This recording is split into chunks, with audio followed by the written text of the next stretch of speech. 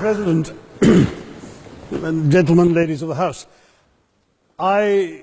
standing here with 8 minutes in my hands and at this venerable and rather magnificent institution, I was going to assure you that I belong to the Henry VIII School of Public Speaking, that as Henry VIII said to his wives, I shall not keep you long.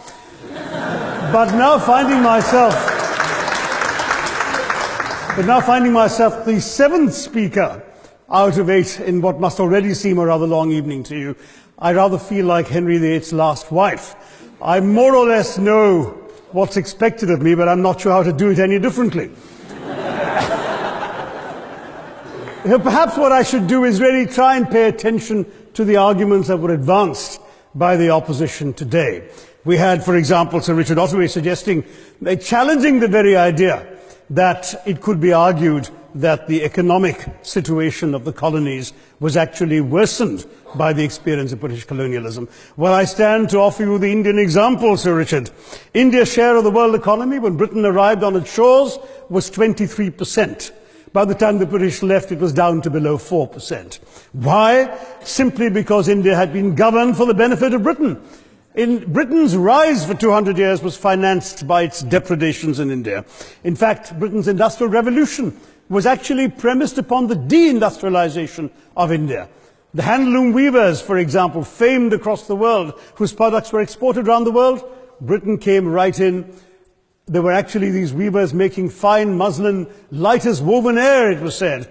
And Britain came right in, smashed their thumbs, broke their looms, imposed tariffs and duties on their cloth and products, and started, of course, taking the raw materials from India and shipping back manufactured cloth, flooding the world's markets with what became the products of the dark and satanic mills of Victorian England.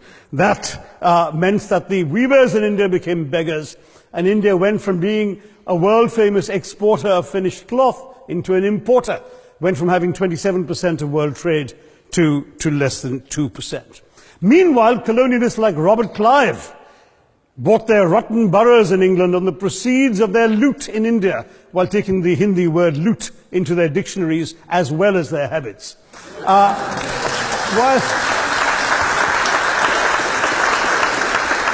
And the British had the gall to call him Clive of India, as if he belonged to the country, when all he really did was to ensure that much of the country belonged to him. By the end of the 19th century, the fact is that India was already Britain's biggest cash cow, the world's biggest purchaser of British goods and exports, and the source of highly paid employment for British civil servants. We literally paid for our own oppression. And as has been pointed out, the wealthy Victorian British families that made their money out of the slave economy, 1/5 of the elites of the wealthy class in Britain in the 19th century owed their money to transporting 3 million Africans across the waters. And in fact, in 1833, when slavery was abolished, what happened was that a compensation of £20 million was paid, not as reparations to those who had lost their lives or who had suffered or been oppressed by slavery, but to those who had lost their property. I was struck by the fact that your Wi-Fi password at this union commemorates the name of Mr. Gladstone, the great liberal hero. Well, I'm sorry, his family was one of those who benefited from this compensation.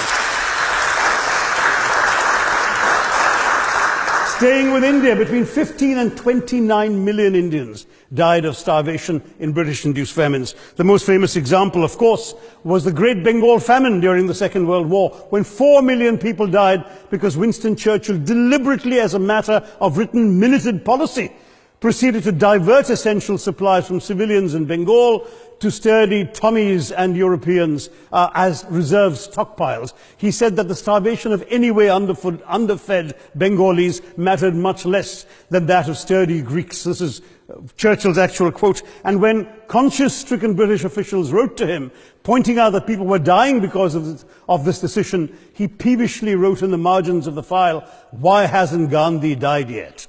So all notions that the British were trying to do their colonial enterprise out of enlightened despotism, to try and bring the benefits of colonialism and civilization to the benighted heathen. I'm sorry, Churchill's conduct in 43 simply one example of many that gave a lie to this myth.